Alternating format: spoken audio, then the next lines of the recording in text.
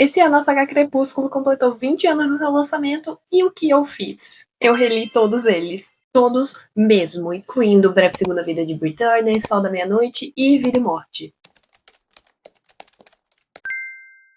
O primeiro contato que eu tive com a saga Crepúsculo foi lá em 2008, quando lançou o primeiro filme. E aí foi quando eu li o primeiro livro e a partir daí eu passei toda a minha adolescência obcecada por isso. Só que se passaram 20 anos desde o lançamento do primeiro livro e 17 desde o meu primeiro contato com ele. Então eu fiz uma série de vídeos no TikTok chamada A Saga Crepúsculo Ainda é um Hit, onde eu analiso cada livro individualmente. Eu falo sobre o que mudou na minha perspectiva e minha opinião de modo geral sobre os livros, e eu vou deixar linkado aqui embaixo na descrição caso vocês queiram ver a análise individual de cada um. Mas eu decidi falar aqui da minha experiência de modo geral revisitando essa história, porque sim, eu divergi muito das minhas próprias opiniões. Mas para começar, vamos com opiniões que não mudaram. Opinião número 1 é que o melhor livro pra mim da saga inteira é O Vida e Morte.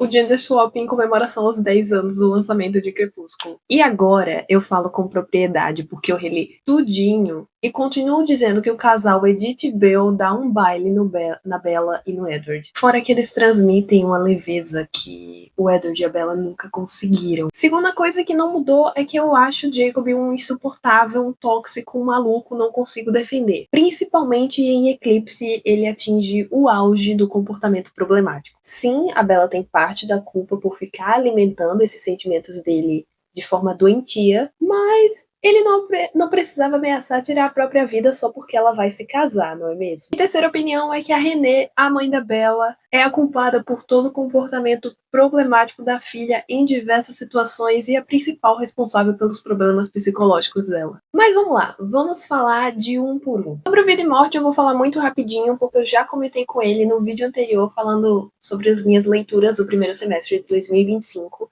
E sinceramente, vocês precisam ler para entender a genialidade por trás disso aqui. Eu adoro esse livro, os personagens são tão cativantes e o final é tão legal para nós que sempre nos perguntamos como seriam as coisas se o final da Bella fosse diferente em Crepúsculo. E ele é de longe a minha maior recomendação aqui. Vamos para ele, o icônico principal. Crepúsculo é um bom livro de introdução. Eu genuinamente me diverti relendo isso daqui. Eu gostei demais de relembrar coisas como a história do Carlyle, a relação dele com a fé, com Deus e tudo mais. E a história da Alice, que não é mencionada em nenhum dos filmes. E um bom ponto é que, até aqui, o primeiro livro, Bella tinha uma certa autonomia de colocar limites no Edward no sentido de não deixar que ele fizesse ela de louca. Depois eu parti para Sol da Meia-Noite para termos uma visão do Edward dos acontecimentos de Crepúsculo e é quando a coisa fica interessante, para dizer o mínimo. O livro em si é gigante, porque o Edward transforma um momento de 4 segundos em Crepúsculo em um debate mental com ele mesmo que dura 3 páginas. Mas é um livro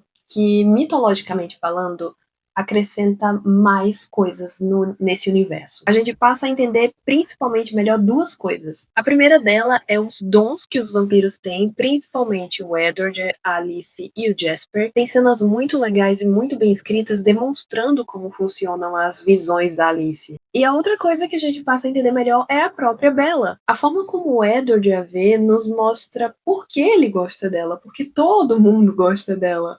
Ela é uma pessoa legal, ela é uma pessoa muito educada, ela tem personalidade. Fora que de Monos nós ganhamos muitos momentos super divertidos com os Cullens. Eu amo a família Cullen, eles são meus personagens favoritos. Então nós passamos pra Lua Nova, que eu nunca curti muito, pra ser sincera. Mas, dessa vez, o que me angustiou foi chegar nesse livro depois de saber tudo que o Edward pensava através de Sol da Meia-Noite. Ele não decidiu deixar a Bella depois dos acontecimentos do aniversário dela aqui. Ele decidiu isso no hospital, no livro anterior, e ele estava só esperando um gatilho. Então, o início é muito angustiante quando você tem o peso da iminência do término. Porém, eu fui surpreendida porque eu gostei de ler Lua Nova, mas pela perspectiva da análise comportamental. Ver a forma como a Bella foi ficando e como isso foi afetando os arredores dela pesa muito. As coisas que o Charlie fala são muito tristes. Em determinado momento ele vira para ela e diz o quão é doloroso ver uma pessoa se esforçando tanto só para sobreviver. que era o que ela estava fazendo naquele período. E assim, não é nenhuma novidade que a Bella usa as pessoas como suporte emocional, e principalmente o Jacob. O ponto é que ela tem consciência disso e ela continua fazendo. E no começo a gente até gera uma simpatia pelo Jacob, mas depois, quando ele já se tornou um lobo, ele muda do nada e começa com aquelas conversas chatas de ai, não importa se você não me ama, eu vou te esperar. Não importa se você não sente o mesmo por mim, eu sinto isso por você, e fica criando aquela pressão insuportável na cabeça da Bella. E aí tem o final que o Edward volta, né? E quando eu li, eu percebi que eu, no lugar da Bella, não confiaria mais nele de jeito nenhum. Ele acabou com o resto de psicológico que a Bella tinha. Antes de realmente ir embora, o Edward tinha ameaçado fazer isso. Depois do incidente do corte de papel, ele passou uma semana tratando a Bella friamente, tipo, convivendo com ela, mas tipo, tratando ela super distante. E no dia que ele foi embora, ele a fez acreditar que ele não amava ela, que ela não cabia no mundo dele, e ele sumiu, levou a família toda, destruiu qualquer evidência da existência dele, e ele fez tudo isso sabendo como a Bella ia ficar, porque, como eu disse, em Sol da Meia-Noite a gente tem muita perspectiva, e a Alice avisou a ele várias vezes que isso ia acontecer. Ela mostrou, né, ela teve a visão e ele viu na mente dela várias vezes que a Bella ia ficar exatamente do jeito que ela ficou, e mesmo assim ele fez. Logo, nesse livro, eu não defendo o Edward. Chegamos em Eclipse, e aqui eu perdi totalmente a paciência. Totalmente a paciência. Chega. Porque o menor dos problemas desse livro é o Edward. Aliás, apesar de péssimos deslizes, ele tem uma boa evolução comportamental aqui.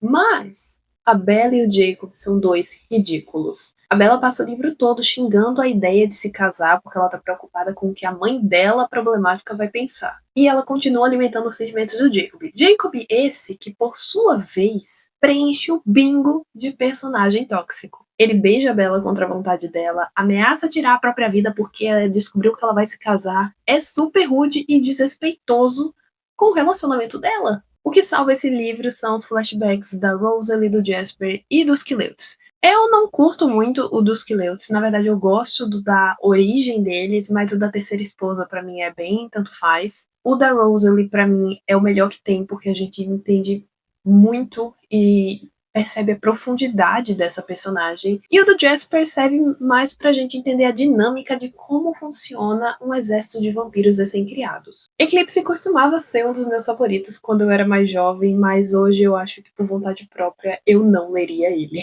A Breve Segunda Vida de Brittany é super curtinho, li em uma noite isso aqui.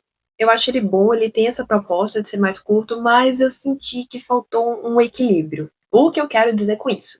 Eles deviam ter gasto mais tempo com desenvolvimento de personagens, flashbacks, do que remoído informações que a gente já tem. O livro nos mostra Bree, mas já começa com ela já transformada e menciona muito brevemente como foi a noite que ela se transformou e os primeiros dias. Eu queria saber mais da perspectiva dela, sendo uma pessoa que nem sabia que vampiros existiam, como foram os primeiros dias de vida vampira dela. E o livro também nos apresenta dois novos personagens, o Diego e o Freddy, que são cheios de possibilidade, mas eles não nos dão nada. O Diego, que é o interesse romântico da Bree, era o braço direito do Riley, mas o livro não diz em momento nenhum como ele chegou até isso. E o Fred, que era um vampiro com um dom, um poder, e termina o livro vivo, mas a gente nunca mais ouve falar dele. Eu acho que faltou um pouquinho de vontade de desenvolver esse livro. E finalmente, Amanhecer. Eu literalmente acabei de ler, tá fresquinho na minha cabeça. E assim, esse livro, o que resume ele, a quantidade absurda de resoluções mágicas tiradas do mais absoluto nada para todos os conflitos. E sendo o principal artifício para isso, a Renesmee. Ah, mas os sentimentos da Bella pelo Jacob. Era Renesmee. Ah, os sentimentos do Jacob pela Bella. Era Renesmee. Ah, mas agora a Matilda do Céu quer vir acabar com os Cullens e a Bella. Não pode, porque o Jacob teve imprint com a Renesmee. Ah, mas e os Volturi?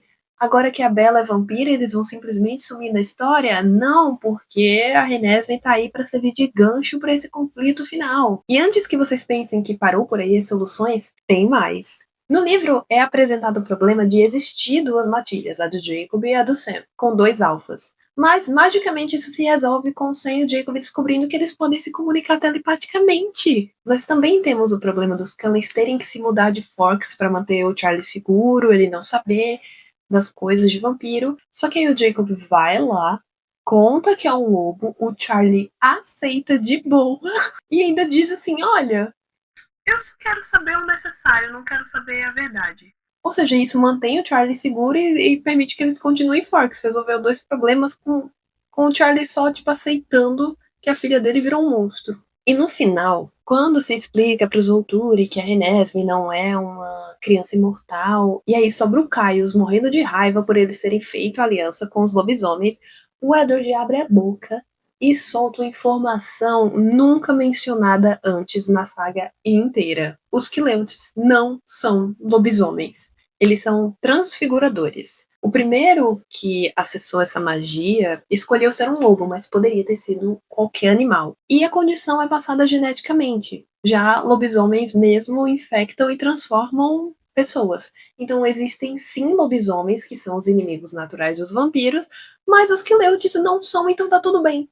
A melhor, que é no final, eles dando a entender que a batalha, né, só foi ganha por causa da presença de uma vampira, né, das testemunhas lá, de uma das vampiras que veio visitar, a Siobhan, eu acho que é assim que pronuncia o nome, cujo dom, por falta de uma explicação melhor, é lei da atração e manifestação. Ela assume uma coisa como verdade na cabeça dela e a realidade se molda aquilo. E, gente, eu não tô nem brincando, tá? No final, ela ainda comenta assim, brincando com o Carlyle: ah, se os Volturi voltar, é só eu pensar que a gente venceu e que a gente vence.